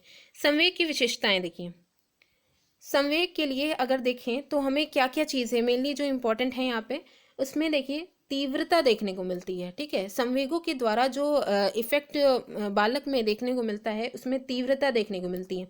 व्यापकता होने लग जाती है। ठीक है, वो हर एक फील्ड में जो है वो, अब चाहे वो उनको सोचना हो तो व्यापक रूप से वो सोचने लग जाते हैं, तो इस पर भी इफेक्ट पड़ता है। व्यक्तिगता यहाँ पे आ जाती है, तो इंडिविजुअलिटी यहाँ पे अगर देखें तो संवेग में जो संवेग इफेक्ट कर रहे थे वो सबके एक जैसे नहीं होते, सबके अलग अलग होते हैं। ठीक है, कोई कुछ कुछ लोग में आप देखेंगे कि कुछ लोग क्रोध बहुत करते हैं, कुछ लोग बहुत हंसमुख होते हैं, तो इस तरीके से, तो ये व्यक्तिगता होती है। ठीक है, सुख अथवा दुख, दुख के भाव का निहित होना, ये दोनों ही इंपॉर्टेंट होते हैं। कभी कुछ ऐसे होते हैं जैसे बच्चे होते हैं, उनमें अचानक से वो थोड़ी देर के लिए वो सुखी हो जाते हैं बहुत ज़्यादा, फिर थोड़ी देर बाद वो खुद दुखी हो जाते हैं, तो ये सुख और दुख का ये अल्टरनेटिव होते हैं, चाहे वो बच्चे हों चाहे वो बड़े हों, तो उन उन सब में भी ये देखने को मिलता है।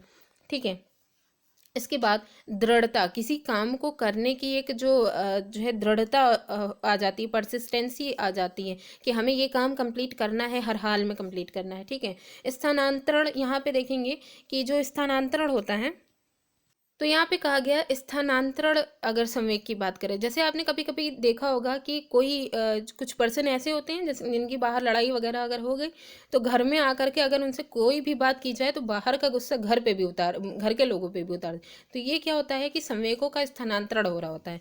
फिर संवेगात्मक संबंध, अब संवेगात्मक संबंध की अगर बात करें तो इसमें जैसे जैसे माँ बाप होते हैं, ठीक है, वो अपने बच्चों से बहुत ज़्यादा प्यार करते हैं, तो जैसे बाप अपने बेटे से या बाप अपने बच्चों से बहुत ज़्यादा प्यार कर रहा है और बाहर से किसी पर्सन ने अपने उनके जो बेटे हैं या उनके बच्चे जो हैं उनके बारे में कुछ बुरा कहा, तो मतलब कुछ बताया, तो उनको वो उसके बारे में काफ़ी बुरा फील होगा कि वो ऐसा क्यों कह रहे हैं। ठीक है, तो ये क्या होता है, ये संवेगात्मक संबंध होता है कि बुरा फील कराएगा।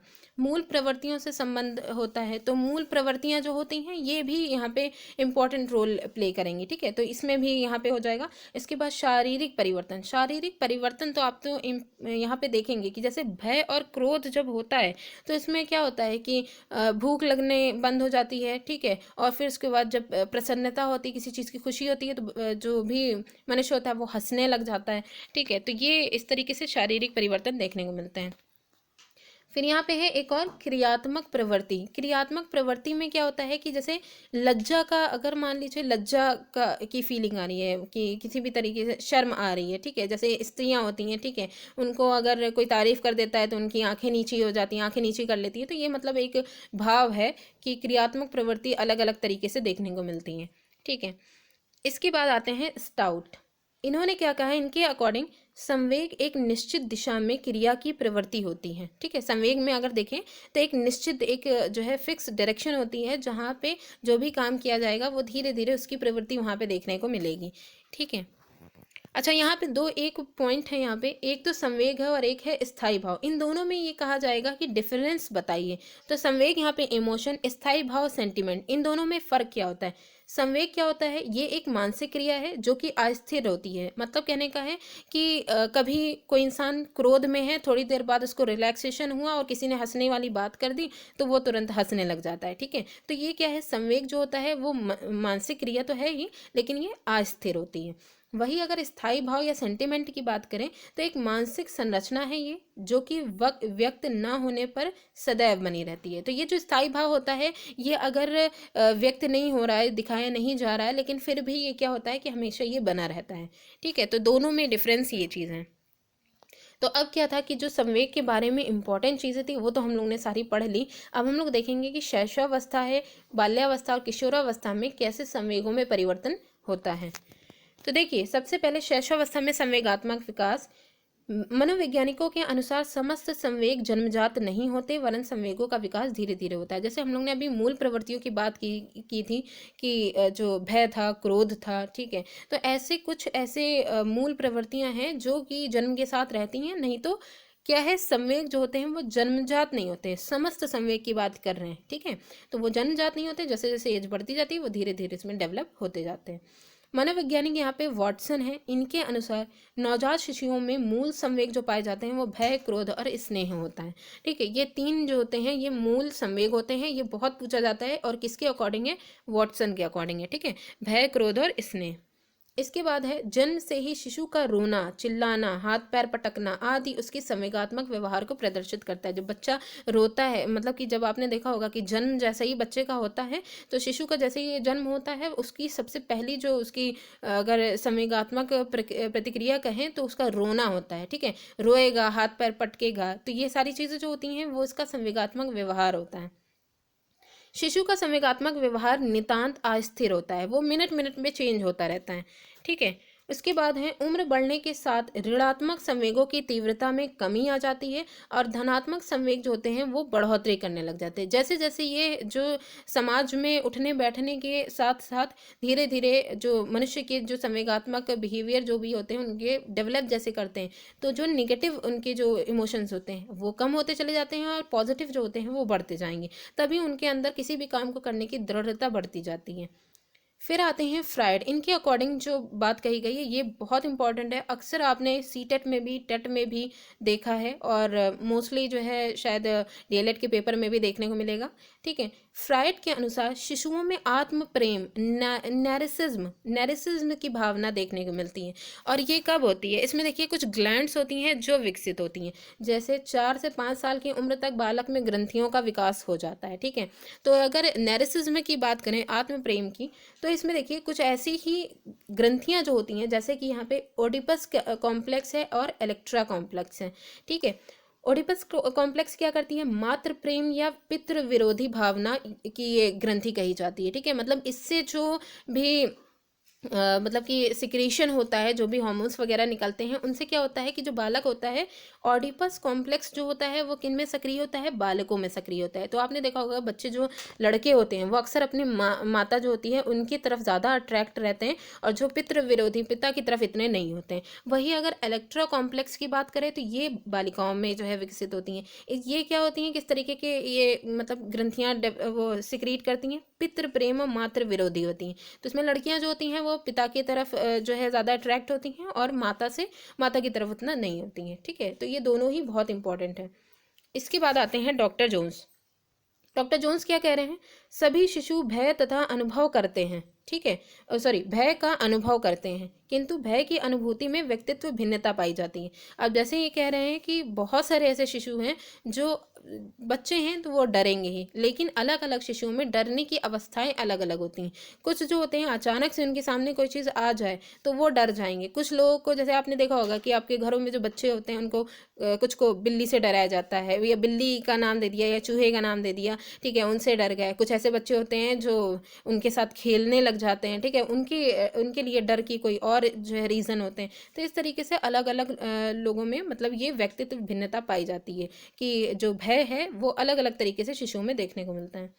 शिशु का संवेगात्मक व्यवहार उम्र बढ़ने के साथ साथ निश्चित और स्पष्ट होता जाता है। संवेगात्मक व्यवहार जो होता है ये फिक्स होता जाता है। इसमें जो अस्थिरता जो बनी हुई है ये स्थिर स्थिर होने लग जाती है एज बढ़ने के साथ साथ।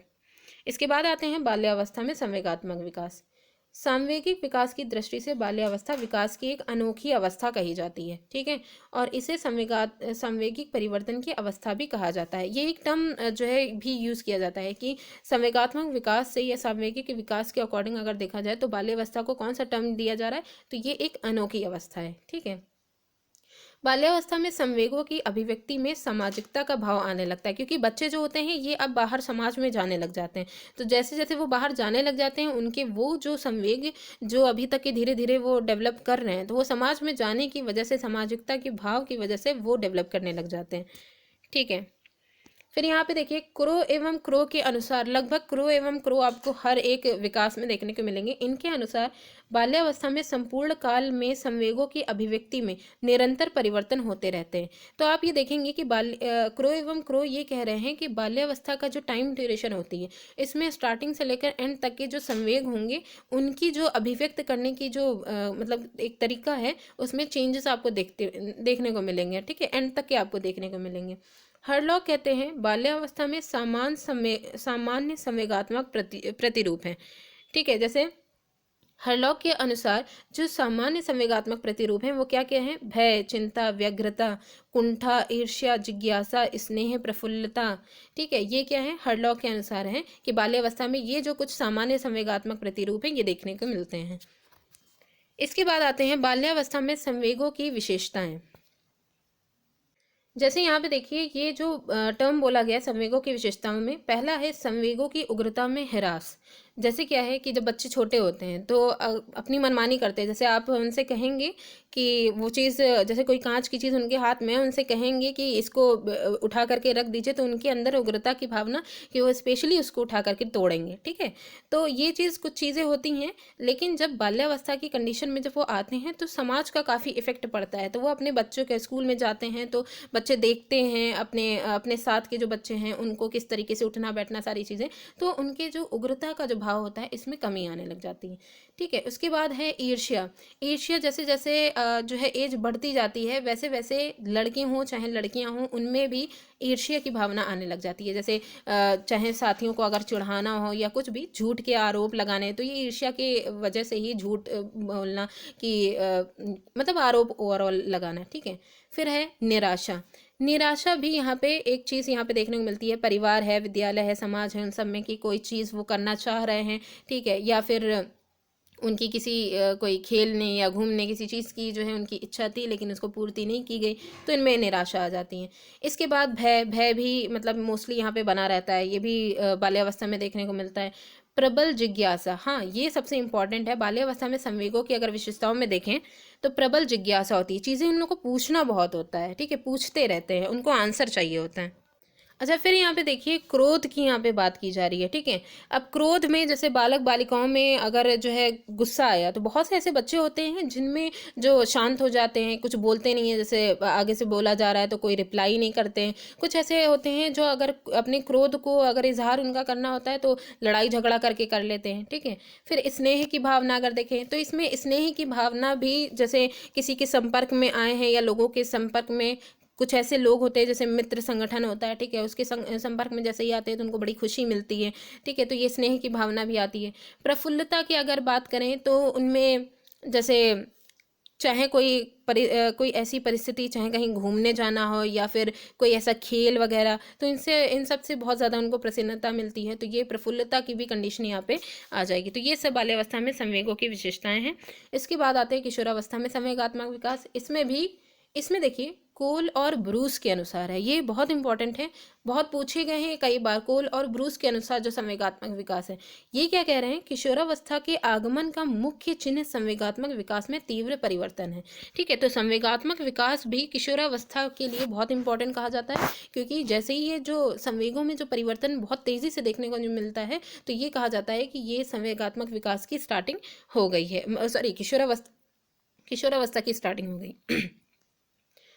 तो फिर यहाँ देखिए किशोरावस्था में संवेगात्मक विकास की विशेषताएं, इनमें सबसे पहले आती हैं विरोधी मनोदशाएं।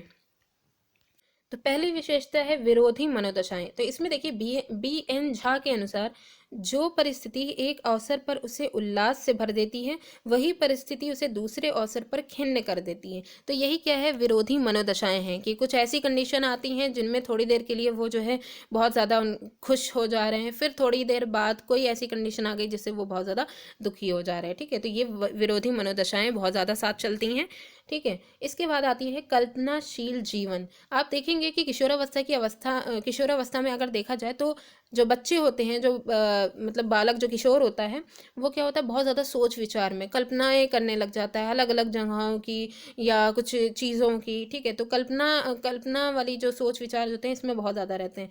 भाव प्रधान जीवन की अगर बात करें तो इसमें जो किशोर होते हैं उनमें जैसे भाव की बात अभी करें, दया है, प्रेम है, क्रोध है, सहानुभूति है, तो ये सब आपके पास मतलब कि ये देखने को बहुत ज़्यादा प्रबल रूप में देखने को मिलेगा, ये सारी प्रवृत्तियाँ, ठीक है। संवेगों की विभिन्नताएं, ठीक है। संवेगों की विभिन्नताओं के बारे में अगर देखें तो अभी हम लोग ने जितने भी संवेग देखे थे तो उनमें देखा किशोर किशोरियां, इन दोनों में ही अलग अलग तरीके के संवेग का एक्सप्रेशन देखने को मिलता है, ठीक है। अब यहाँ पे कह रहे हैं काम भावना, क्योंकि ये जो काम भावना होती है ये जो किशोरावस्था की सबसे इम्पॉर्टेंट जो है, या यूँ कहें कि सबसे हाईलाइटेड जो पोर्शन है वो ये कहा जाता है, क्योंकि अपोजिट सेक्स की तरफ जो अट्रैक्शन होता है वो किशोरावस्था में देखने को मिलता है, ठीक है। तो वो काम भावना से रिलेटेड हो जाएगा। अच्छा, यहाँ पे एक टर्म बोला जा रहा है वीर पूजा, जो किशोर होता है या किशोर किशोरियाँ दोनों ही, ठीक है, ये क्या करते हैं, जो जैसे मूवीज़ वगैरह सब देखते रहते हैं तो कई जो हीरो होते हैं उनको ये अपना रोल मॉडल मान लेते हैं, ठीक है, हीरो हों या हीरोइन हों, ठीक है, इन सबको जो है रोल मॉडल अपना बना लेते हैं। कुछ ऐसे होते हैं जो साहित्यकार होते हैं या साइंटिस्ट होते हैं, उन सबको अपना रोल मॉडल बना लेते हैं, तो इस तरीके से ये वीर पूजा यहाँ पे हो जाती है, ठीक है। अपराध प्रवृत्ति, किशोरावस्था जो होती है इसमें अगर सही तरीके से जो बालक हैं उनको सही तरीके से मार्गदर्शन नहीं किया गया, और मतलब कि उनका प्यार से उनके साथ व्यवहार करना, ये सारी चीज़ें अगर नहीं की गई तो क्या होता है कि यही जो संवेग होता है उनके लिए हानिकारक हो जाता है और वो अपराध कर बैठते हैं, ठीक है। तो अपराध की प्रवृत्ति उनके अंदर बहुत ज़्यादा जो है उत्पन्न हो जाती है। अब चाहे वो नशा युक्त जीवन हो या चाहे जैसे भी हो, ठीक है, ये सारी चीज़ें आ जाएंगी, ठीक है। तो मेनली यहाँ पे जो अपराध प्रवृत्ति है इसमें किशोरों की गलती नहीं होती है, जो आसपास के वातावरण, वो चाहे माता पिता हो, चाहे विद्यालय हो, अध्यापक हो, इन सब का बहुत इंपॉर्टेंट रोल होता है यहाँ पे। जिज्ञासा प्रवृत्ति की प्रबलता, ठीक है। तो यहाँ पे जो बच्चे होते हैं अगर उनको किसी चीज़ के बारे में जानना है कि अगर ये चीज़ है तो क्यों है, तो मतलब कि अगर उसके बारे में क्या है, वस्तु के बारे में ये जान लिया कि वो क्या है, तो अब उसके बारे में क्यों और किस प्रकार, इसका जो आंसर है इसे भी इनको ढूंढना रहता है। तो जिज्ञासा की प्रवृत्ति जो है ये बहुत प्रबल रहती है। तो 3 विकास यहाँ तक के हो गए। अब हम लोग सामाजिक विकास के बारे में बात करेंगे। सामाजिक विकास में देखिए, सामाजिक विकास का तात्पर्य विकास की उस प्रक्रिया से है जिसके द्वारा व्यक्ति सामाजिक वातावरण के साथ समायोजन करता है। ठीक है, सामाजिक नियमों के अनुरूप अपनी इच्छाओं एवं आवश्यकताओं पर नियंत्रण करता है। अब चूंकि समाज में जा रहे हैं, जो बालक है वो अब समाज में उठना बैठना कर रहा है। ठीक है, तो मेनली सामाजिक वातावरण के साथ उसका समायोजन कैसे हो रहा है, अपने आप को कैसे इसमें ढाल रहा है, यही सबसे इंपॉर्टेंट है। अगर वो अपने आप को ढाल ले रहा है तो उसका सामाजिक डेवलपमेंट जो है, सोशल डेवलपमेंट उसका हो जा रहा है। ठीक है, तो मेनली अपनी इच्छाओं, अपनी आवश्यकताओं पर वो नियंत्रण कैसे कर ले रहा है, यही सामाजिक विकास है।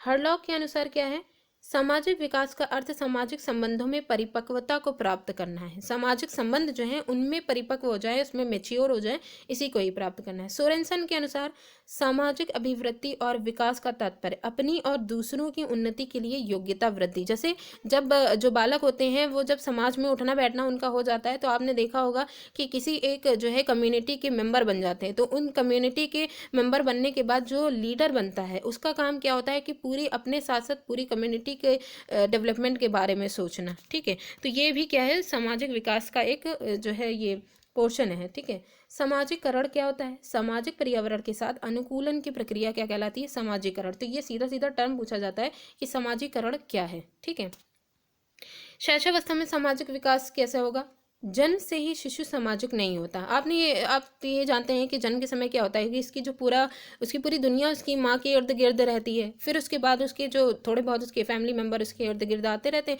तो जैसे जैसे पहचानने लग जाता है फिर उसके बाद वो आगे बढ़ता है। मतलब ओवरऑल कहें कि जन्म से ही शिशु सामाजिक नहीं होता है। ठीक है, वह अपनी आवश्यकताओं की पूर्ति के लिए अपने संपर्क में आने वाले जो लोग हैं उनके प्रति अनुक्रिया करता है, तो उनके प्रति उनके रिस्पॉन्स जो भी देता है तो उसी के ही अकॉर्डिंग उसका फिर जो है डेवलपमेंट धीरे धीरे होता है। क्रो और क्रो के अनुसार जन्म के समय शिशु ना तो सामाजिक प्राणी होता है ना ही असामाजिक। ठीक है, मतलब ना तो वो सामाजिक होता है ना ही असामाजिक होता है, पर इस स्थिति में बहुत समय तक नहीं रहता है। जिस स्थिति में वो रहता है कि ना वो सामाजिक है ना असामाजिक है, जैसे जैसे वो लोगों से इंटरेक्ट होता है वैसे वैसे उसके अंदर जो सामाजिक डेवलपमेंट है वो धीरे धीरे उसके अंदर आता रहता है। ठीक है, फिर आते हैं स्वारे और टेलफोर्ड। स्वारे और टेलफोर्ड के अनुसार समाजीकरण की प्रक्रिया दूसरे व्यक्तियों के साथ शिशु के प्रथम संपर्क से आरंभ होती है और आजीवन चलती रहती है। तो ये जो समाजीकरण की प्रक्रिया है वो अगर देखें तो दूसरे व्यक्तियों के साथ शिशु का जो पहला संपर्क है, ठीक है, अब जो पहला तो माँ के साथ कहा जाता है, उसके बाद धीरे धीरे उसके फैमिली मेंबर जो हैं उनके साथ कहा जाता है, तो उससे आरंभ होती है। जैसे जैसे अलग जितने भी फैमिली मेंबर हैं उनसे जैसे हंसना बोलना या उनको पहचानने लग जाना ये स्टार्ट होता है, उसके बाद वो पूरा आजीवन तक की मृत्यु तक की चलती रहती हैं। ठीक है, शैशवावस्था में सामाजिक विकास का विवरण जो है ये हम लोग एज के अकॉर्डिंग मतलब मंथ के अकॉर्डिंग देखेंगे। बस इसमें बस मेनली हमें ये देखना है कि जब हर महीने में उसमें किस किस तरीके से वो रिस्पॉन्स देता चला जाता है। ठीक है, बस इतना ही यहाँ पे इम्पोर्टेंट है। तो देखिए, सबसे पहले माह की जब बात की जाती है तो शिशु का तेज रोशनी और आवाज़ के प्रति प्रतिक्रिया करना, जैसे उसकी तरफ कोई तेज़ लाइट या कोई ऐसा खिलौना लाइट वाला उसकी तरफ किया गया तो उसकी तरफ वो रिस्पॉन्स देने लग जाता है, या किसी ने उसको उसके नाम से बुलाया या कुछ भी। ठीक है, तो उसकी तरफ रिस्पॉन्स। रोने तथा आंखों को घुमाने की प्रतिक्रिया उसमें होती है। अभी आई कांटेक्ट जो होता है वो अभी फिक्स नहीं है। ठीक है, इधर उधर उसकी आंखें जो है जाती रहती हैं, घुमाने लगता है। दूसरा जब माह आता है तो इसमें आवाज़ को पहचानने लगता है, जैसे माँ की आवाज़ को पहचानने लगेगा। फिर सिर घुमाएगा, जिस तरफ से उसको बुलाया जा रहा है उस तरफ अपना वो सिर घुमाएगा। दूसरों को देख करके मुस्कुराना, जो उसके बहुत ज़्यादा प्रियजन होंगे उनको देख करके मुस्कुराएगा। तीसरे माह में शिशु माँ को पहचानने लग जाता है। तीसरा मंथ जो आता है इसमें माँ को अच्छी तरीके से पहचानने लग जाता है कि उसके अलावा अगर कोई और प्रेजेंट होगा या कोई और उसके पास बैठता है तो फिर वो रोने लग जाता है। तो ये ऐसी कंडीशन होती है। चौथे माह में बच्चा लोगों की ओर अब देखता है। ठीक है, लोगों और बोलने पर हंसता और सोचता है। तो ये चौथा महीना होता है जिसमें अब लोगों से जो है वो इंटरेक्ट धीरे धीरे होने लगता है। पाँचवें महीने में प्रेम व क्रोध के व्यवहार में अंतर समझने लग जाता है कि कौन से प्रेम से जो है बोल रहा है या कौन इसको डांट रहा है। ठीक है, इसमें वो समझ जाएगा कि डांटने पर वो डर जाएगा, चौंक जाएगा, किसी के हंसने पर हंसना, डांटने पर डर जाना, तो ये सब 5वें महीने में स्टार्ट होता है। छठे माह में परिचित अपरिचित के में अंतर समझना। जैसे आप देखेंगे कि 6 माह के जो बच्चे होते हैं, अगर कोई अपरिचित उनको जैसे गोद लेने लग जाता है या खिलाने लग जाता है, तो फिर क्या होता है, वो रोने लग जाते हैं अगर उनको जानते नहीं है। ठीक है। 9वें माह में दूसरे के शब्दों, हाव भाव और कार्यों का अनुकरण करने लगता है। अब यहाँ पे रिपीटिशन होने लग जाएगा। ठीक है। तो यहाँ से 9वें माह से देखें तो भाषा का विकास धीरे धीरे स्टार्ट हो जाएगा। प्रथम वर्ष में देखें तो घर के सदस्यों के साथ घुलना मिलना हो जाएगा, क्योंकि अब बच्चा जो है वो अब थोड़ा बहुत चलना स्टार्ट कर देता है। अपरिचितों के प्रति अभी भी उसके अंदर भय और नापसंदगी दिखाता है, वही अब रोना या चिड़चिड़ाना जो भी। ठीक। फिर आता है द्वितीय वर्ष। द्वितीय वर्ष में घर के सदस्यों के कार्यों में अब वो मदद करने, क्योंकि 2 साल तक के वो अच्छा खासा ठीक ठाक चलने लग जाता है, घर के जो सदस्य हैं उनके कार्यों में मदद करता है, परिवार का एक सक्रिय सदस्य बन जाता है। ठीक। तृतीय वर्ष में अन्य बालकों के साथ खेलना और सामाजिक संबंध बनाना, क्योंकि यहाँ पे अब क्या है कि धीरे धीरे 3 साल तक के बच्चा जो होता है वो, चाहे वो घर के अदर जो है बच्चे हों या फिर बाहर बच्चे जो होते हैं उनके साथ खेलना कूदना, मतलब कि अब फैमिली या माँ बाप से थोड़ा सा अब अलग होकर के दूसरे बच्चों के साथ घुलना मिलना हो जाता है। चतुर्थ वर्ष में विद्यालय जाना। अब चौथे साल में कुछ ऐसे जो है फैमिली मेम्बर होते हैं जो उनको स्कूल भेजने लग जाते हैं, तो विद्यालय जाना आरंभ हो जाता है। ठीक है। अब वो प्लेवे में ही उनको भेजा जाता है ताकि वहाँ पे जा कर के दूसरे बच्चों के साथ उठना बैठना सीखें। 5वें वर्ष में सामाजिक संबंधों का विस्तार और समूह बनाना। अब चूंकि स्कूल जाने लग गए हैं तो अब वो फ्रेंड बनाने लग जाएंगे, ग्रुप बनाने लग जाएंगे। जब छठे वर्ष में आएंगे तो यहाँ पे सुचारू रूप से विद्यालय जाना और औपचारिक शिक्षा का आरंभ हो जाता है। मेनली यही कहा जाता है कि जब शिक्षा का बर्डन डाला जाए बच्चों पर तो वो 6 साल के हो जाएं। ठीक। फिर आता है बाल्यावस्था में सामाजिक विकास। इसमें देखिए बाल्यावस्था में सामाजिकरण की गति तीव्र हो जाती है। बाल्यावस्था में अगर देखा जाए तो सामाजिकरण ही एक ऐसा प्रोसेस है जो बहुत तीव्र गति से होगा। इस अवस्था में अंतिम काल, ये जो अवस्था है इसके अंतिम काल को टोली या समूह की आयु, गैंग एज कहा जाता है। तो बाल्यावस्था में जो सामाजिक विकास है, ये भी टर्म कहा जाता है कि जो गैंग एज है वो किसे कहा जाता है, तो बाल्यावस्था कहा जाता है। ठीक है। टोली या समूह की अवस्था। इस अवस्था में बालक के अंदर प्रशंसा पाने की तीव्र इच्छा होती है, मतलब तारीफ सुनने की इतनी ज़्यादा इच्छा होती है कि कोई भी काम अगर उनसे कहा जाए कि अगर ऐसा करोगे तो बहुत जो है तुम्हें चॉकलेट दी जाएगी या ताली बजेगी। ठीक है। बहुत सारी क्लासेस में बहुत सारी चीज़ें होती है तो बच्चा फटाफट याद करके सुना देता है। ठीक है। स्नेहपूर्ण व्यवहार से वंचित बालक प्रायः उदंड हो जाते हैं। बहुत से ऐसे बालक होते हैं जिनके हर वक्त हर किसी मिस्टेक पर उनको डांट पड़ रही है या मार पड़ रही है, तो उन बच्चों के अंदर ये आने लग जाता है कि जब हमको मार पड़ेगी तो और भी ज़्यादा वो जो है बदतमीजी करने लग जाते हैं। बालक आत्म केंद्रित एवं स्वार्थी नहीं रहता, क्योंकि अब ये समाज में उठना बैठना स्टार्ट हो गया तो सहपाठियों को अपना घनिष्ठ मित्र बनाता है, ग्रुप बनाता है। अब वो क्या होता है कि अगर किसी को हेल्प की ज़रूरत है तो वो हेल्प करने के लिए आगे बढ़ता है। ठीक है। तो इस तरीके से वो अब आत्म केंद्रित नहीं होता, अपने तक ही सीमित नहीं रहता। कई प्रकार के खेलों द्वारा बालक सामाजिक संपर्क में, अब कई प्रकार के जो खेल होते हैं इनसे और अलग अलग क्लास के और स्कूल के और अदर जितने भी बच्चे होते हैं उनके साथ उसका उठना बैठना होता है, तो सामाजिक संपर्क वो स्थापित करता है। फिर आता है किशोरावस्था में सामाजिक विकास। इसमें देखिए किशोरावस्था में किशोर एवं किशोरियों का सामाजिक परिवेश बहुत विस्तृत हो जाता है। ठीक है। तो क्योंकि अब क्या है कि उनका ग्रुप वाला जो पूरा है वो तो बन ही चुका है, अब धीरे धीरे और भी ज़्यादा लोगों से मिलना जुलना, सब जो दायरा होता है वो बहुत ज़्यादा बढ़ जाता है। शारीरिक मानसिक संवेगात्मक परिवर्तनों के साथ साथ सामाजिक व्यवहार में भी परिवर्तन होने लगता है। ठीक है। तो किशोरावस्था जो होती है वो लगभग यहाँ पे अभी तक हम लोग ने जिसको जितने परिवर्तन पढ़े तो सभी तरीके के विकास में वो इफेक्ट डालती हैं। तो किशोरावस्था में जो परिवर्तन है वो क्या क्या है? मैत्री भावना का विकास। अब जो मित्र बनाने की जो भावना है ये बहुत ज़्यादा इसमें डेवलप होती है किशोरावस्था में, बहुत घनिष्ठ मित्र बना लेते हैं। ठीक है। समूहों का निर्माण, ये समूह बाल्यावस्था की भांति अस्थायी नहीं होते। जैसे बाल्यावस्था में जो समूह बनते हैं उसमें क्या होता है कि लड़ाई हो गई, छोड़ करके फिर दूसरा बना लिया, दूसरे फ्रेंड्स बन गए। लेकिन किशोरावस्था में जो समूह बनते हैं वो फिर जो है लॉन्ग लाइफ तक के बने रहते हैं, अगर बने रहें तो मतलब अस्थायी नहीं होते हैं। समूह के प्रति भक्ति, अपने समूहों के नियमों का आदर्श मानना। जैसे ग्रुप एक बना है तो उसमें एक रूल जो है तय किया गया है कि जो है हम लोगों को, जैसे कोई गेम है या कुछ भी है तो हम लोग को इतने समय तक आ जाना है या अपने पूरे क्लास को व्यवस्थित रखना है। तो मतलब एक समूह में जो नियम कानून बनाते हैं समूह के ही लोग मिल करके बनाते हैं, तो हर एक मेंबर का ये रिस्पॉन्सिबिलिटी होती है कि उसको वो फॉलो करे। ठीक। फिर विद्रोह की भावना भी यहीं से ही स्टार्ट होती है। सामाजिक गुणों का विकास, अब सामाजिक जो किशोरावस्था में ही जो बालक होते हैं उनमें क्या होता है कि सामाजिक भावना जो है, नेतागढ़ हैं, ठीक है, नेता नगरी में जो उतरते हैं वो इसी में ही, और लोगों की मदद करना, बहुत सारे ऐसे होते हैं जो एनजीओज खोल लेते हैं, तो ये सामाजिक गुणों का भी विकास यहाँ पे होता है। सामाजिक परिपक्वता की भावना का विकास, ठीक है, अब ये समाज के प्रति जो बहुत पॉपुलर जो नेता बने हैं, ठीक है, अब वो जो प्रेसिडेंट की पोस्ट पे पहुंच जाए, तो इनमें मेनली सामाजिक जो परिपक्वता होती है कि लोगों को समझना कि किनको क्या ज़रूरत है, इसकी भावना इनके अंदर बहुत ज़्यादा हो जाती है। व्यवसाय चयन में रुचि हो जाती है, अब वो अपने इंटरेस्ट के अकॉर्डिंग अपने व्यवसाय को चुनते हैं कि वो चाहे वो साइंटिस्ट बनना चाहें या कोई पेंटर बनना चाहें, सिंगर बनना चाहें, कुछ भी, तो वो अपने व्यवसाय को अपनी इंटरेस्ट के अकॉर्डिंग चूज़ करते हैं। राजनीतिक दलों का प्रभाव, क्योंकि समाजीकरण ऐसा होता है कि किशोरावस्था में बहुत ज़्यादा जो है बालकों के अंदर मतलब एक क्षमता जो होती है वो बहुत ज़्यादा होती है, ठीक है, तो क्षमता की वजह से ही अब बहुत से ऐसे होते हैं स्कूल से, कॉलेजेस से ही राजनीतिक दल जो होते हैं, आपने देखा होगा कि स्टूडेंट जो होते हैं, स्टूडेंट नेता बन जाते हैं, वो चाहे स्कूल के हों, उनको अपना जो भी काम, अगर कोई प्रॉब्लम पड़ रही है तो आप जा करके उनसे बात करिए, तो राजनीतिक दलों का बहुत ज़्यादा इफेक्ट पड़ता है यहाँ पे। अतः किशोरावस्था सामाजिक विकास की दृष्टि से महत्वपूर्ण अवस्था है, ठीक है, तो किशोरावस्था जो होती है इसमें लगभग सभी तरीके के हमको डेवलपमेंट देखने को मिलते हैं।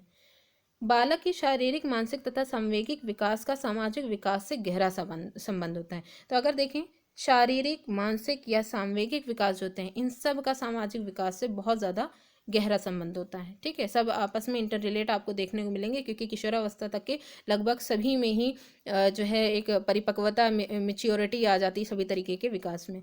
व्यक्ति और समाज एक दूसरे के पूरक है, ये जो सेंटेंस है ये पूरा पूरा सेंटेंस ही उठा करके दे दिया जाता है एग्जाम में, कि व्यक्ति और समाज जो होते हैं वो क्या होते हैं, एक दूसरे के पूरक होते हैं। अतः व्यक्तित्व के विकास के लिए सामाजिक भावना का विकास अति आवश्यक है, ठीक है। तो इसमें देखिए, क्रो एवं क्रो के अनुसार संवेगात्मक और मानसिक व्यवहार जो होता है वो साथ साथ चलते हैं। क्रो और क्रो की ये जो डेफिनेशन है ये भी बहुत इंपॉर्टेंट है कि संवेगात्मक और सामाजिक व्यवहार जो होते हैं ये कैसे होते हैं, साथ साथ चलते हैं।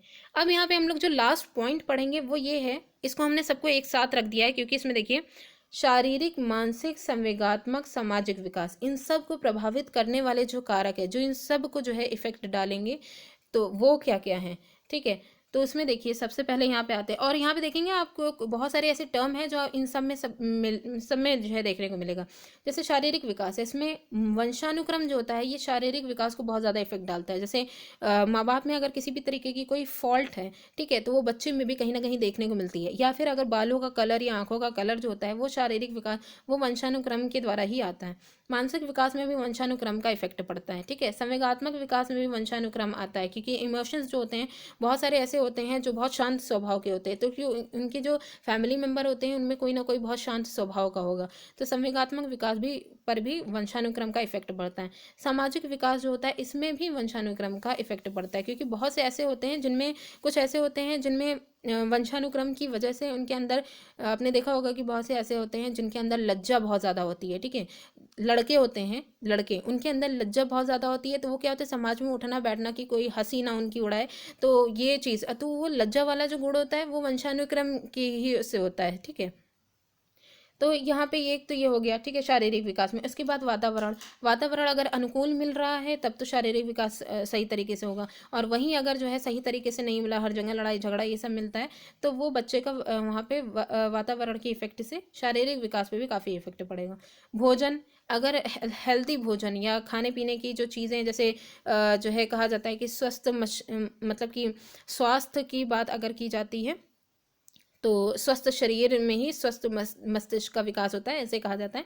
तो मतलब कहने का है कि भोजन जो होता है वो शरीर की जितनी भी आवश्यकताएं होती हैं उनकी पूर्ति के लिए इंपॉर्टेंट है। सही तरीके से भोजन मिल रहा है तो शारीरिक विकास भी सही तरीके से होता रहेगा। परिवार की स्थिति मैत्रीपूर्ण है या जो है मैत्रीपूर्ण है तो इफेक्ट अच्छा पड़ेगा, और अगर कलह हो रहा है, हर वक्त लड़ाई झगड़ा, किसी न किसी चीज़ की जो है मतलब कमी हो रही है, तो नेगेटिव इफेक्ट पड़ेगा। विश्राम और निद्रा, विश्राम और निद्रा की बात की जाती है। जो आप छोटे बच्चे होते हैं, नवजात शिशु जो होते हैं, शैशवावस्था की बात अगर करें तो बच्चे बहुत ज़्यादा सोते हैं, ठीक है। और फिर धीरे धीरे जैसे बाल्यावस्था में आते हैं या और जो है आगे एज बढ़ती है, तो क्या होता है कि उनकी एज जो होती है, मतलब उनकी जो सोने निद्रा की जो टाइमिंग होती है वो 8 घंटा हो जाती है। किशोरावस्था की एज तक के 6 घंटा। मोस्टली जो जब बच्चे बड़े हो जाते हैं तो ये कहा जाता है कि 6 घंटे की जो नींद होती है वो प्रॉपर होती है, ठीक।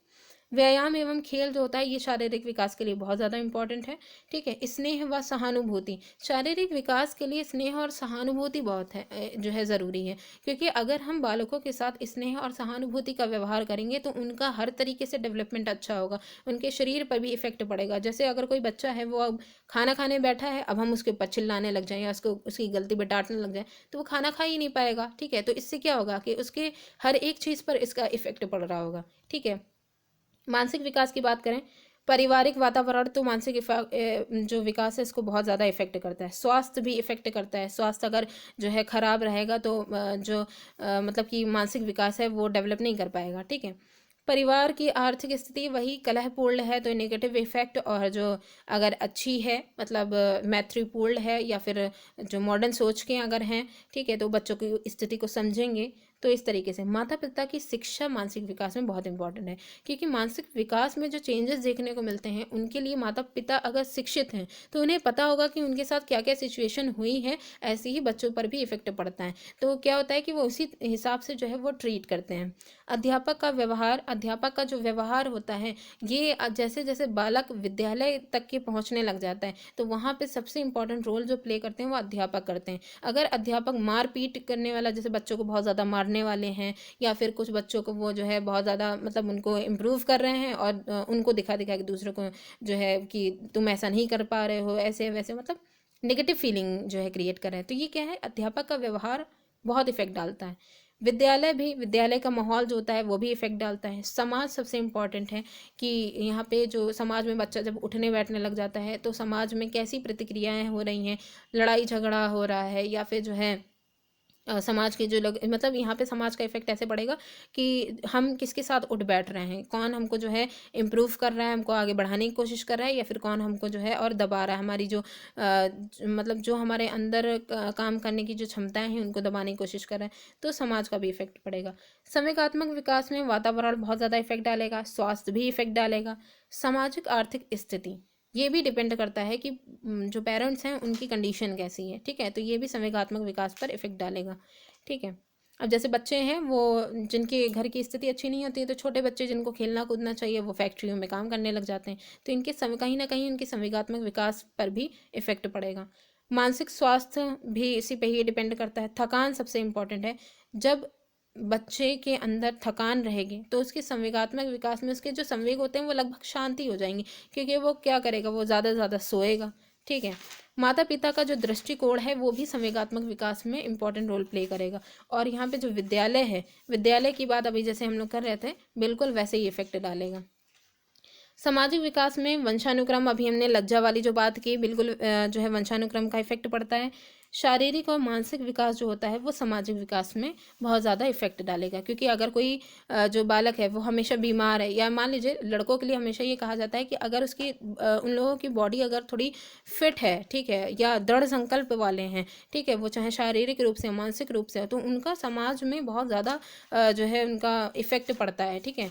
तो मतलब बहुत ज़्यादा उनका जो है बोलबाला रहता है। संवेगात्मक विकास भी जो है सामाजिक विकास पर इफेक्ट डालता है कि उनके जो संवेग हैं उन पर कितना कंट्रोल है। मान लीजिए कि क्रोध भरा भरा हुआ है, बाहर जाते ही साथ में उनको किसी ने जो है, अब कोई इंसान है किसी टीम का लीडर बन रहा है तो उसने कुछ बात कह दी तो बस वो लड़ने लग गए, ठीक है। आर्थिक स्थिति भी इफेक्ट डालेगी और परिवार भी इफेक्ट डालेगी। तो ये था आपका जो पूरा जो चैप्टर था उसका जो अभी यहाँ पे हम लोग ने कुछ पोर्शन जो डेवलपमेंट थे, 4 डेवलपमेंट हम लोग ने पढ़ ली, बाकी जो थे वो दूसरी वीडियो में कंप्लीट करेंगे। इस चैप्टर की जो संवेगात्मक विकास है और जो मानसिक विकास है और ये जो सामाजिक विकास है, ये तीनों ही बहुत ज़्यादा इंपॉर्टेंट है, ठीक है। तो इनकी डिफिनेशन मतलब कि इसको नोट डाउन करना और इसे याद करना बहुत ज़रूरी है, ठीक है। तो वीडियो कैसी लगी कमेंट करके ज़रूर बताइएगा, और अगर किसी भी चीज़ को, कोई भी चीज़ अगर समझ में नहीं आई है तो कमेंट में ज़रूर पूछिएगा, आपको आंसर ज़रूर दिया जाएगा, ठीक है। वीडियो कैसी लगी कमेंट करके ज़रूर बताइएगा। Thanks for watching.